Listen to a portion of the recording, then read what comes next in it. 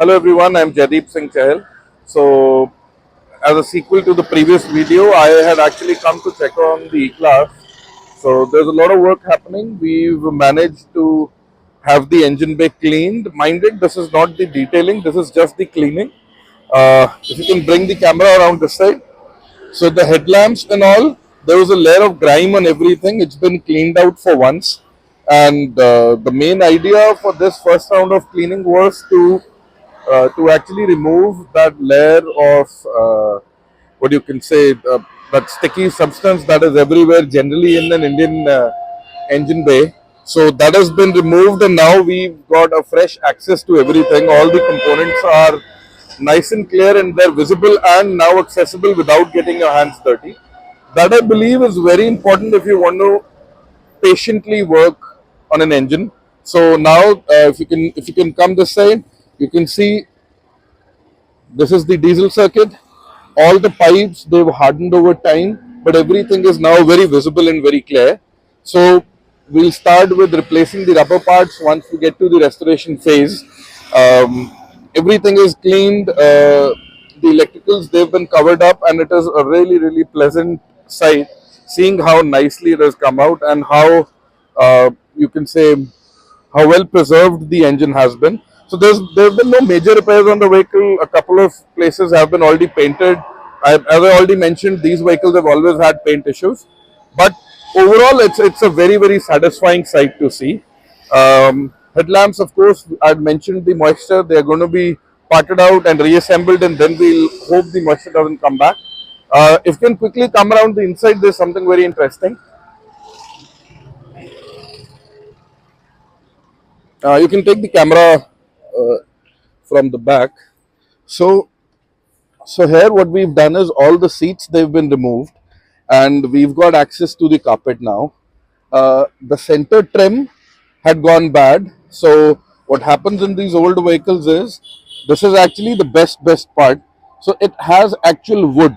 So the wood has started, the lacquer on the wood had started cracking, and I'll see if it comes off.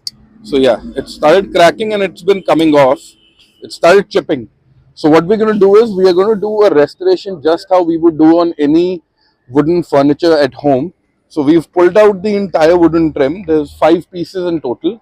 So this one piece is going to be the experimentation piece. We'll be polishing it, cleaning it, and then we'll be seeing how it responds to the cleaning in a month. And then we'll take the other bits and get them polished as well. So uh, the steering wheel, the gear lever cover is again going to be done fresh, but everything that gets pulled out gets cleaned as well. So now you can see we've got access to the entire inside, and we've managed to get uh, the underseat area all nice and clean. So it's all nice and fresh. The fuse box area is all nice and clean. That's the air pump. The yellow lines are actually your uh, pneumatic hoses that are actually supplying air pressure to the locks for the car and the other components that are using air pressure. So the seats will be done separately, then we'll put them back in. But this is actually something which is very easy access, and it'll be nice to clean it. Uh, I'll try to cover how we're restoring this next, and I'll be covering that in the next video. So this was just a quick update, and after that, we'll move on to the exterior, they'll move on to the boot area, and we'll get everything nice and clean. I'll try to record as much as possible, and I'll keep updating you guys. Thank you. So today, I think this is day 5 of the cleaning process, and this is 2 days after we started opening the car up. So a big victory. If you can bring the camera here, I would really like to show what the interior is looking like. So if you can just show the carpet, this was really dirty, and we've actually managed to get it cleaned up. So it's looking very nice and tidy. We've been through 2 rounds of cleaning. So it's been cleaned, wet vacuumed twice. You would not want to see how dirty the water was that came out, but now it is smelling very good. And actually we've got sunlight, nice bright sunny day after I think 3 days. So the doors are kept open and the vehicle is out to dry. So this is like a blessing if you're doing wet work on cleaning and all. So the carpet, the touch and feel is amazing now, and the quality that Mercedes has been using back in the day, it looks very good. It really shows. So next thing that we were trying to do was we've pulled off the door card, and with age what has happened is the mountings for the door card, they've kind of fallen apart, and we're getting slight rattles, and also the door card is only being held on by the screws that are there.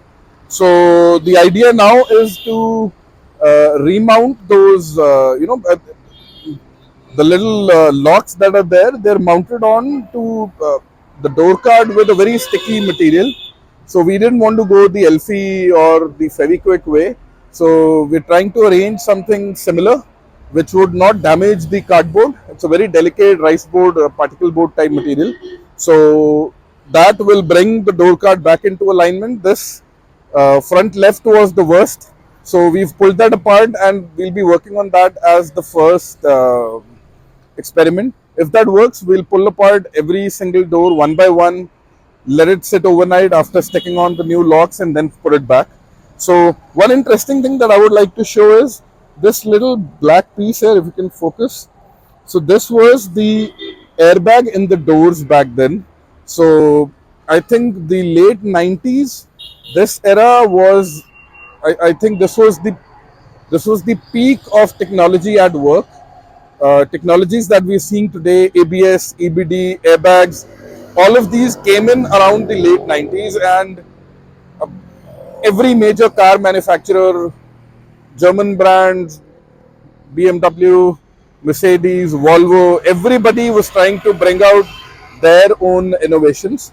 So I think this is where the door airbag journey starts. So this was a very pleasant surprise. It's got like a cover that bursts open, and it's got like a perforated attachment. So very interesting to see. Uh, if you can bring the camera around the back, so we've put the back seat, rear seat back on. This is to actually show you the comparison. What has happened here is, this is the uncleaned seat. This is how it came. This one has been cleaned. Minded, there's no polishing that has happened. It is only one round of cleaning. You can clearly see the difference in color. And this is proper cowhide, and it really feels amazing. This is like the old sofas back in the day. There's coconut coir on the base, and it looks amazing. So another thing, I've been thinking of, a way to make the seatbelt points look nice and bright, like we have the trim restorers for the black bits. If anyone has any idea what to do with the red bit to make it look more fresh, I don't want to paint it. So if there's any idea, please do let me know. So that's about it. I'll try to record more and update you more. The interior is looking very nice and fresh. And once I start with the trim restoration for the wood bit, I'll record again. So that's about it. Thank you.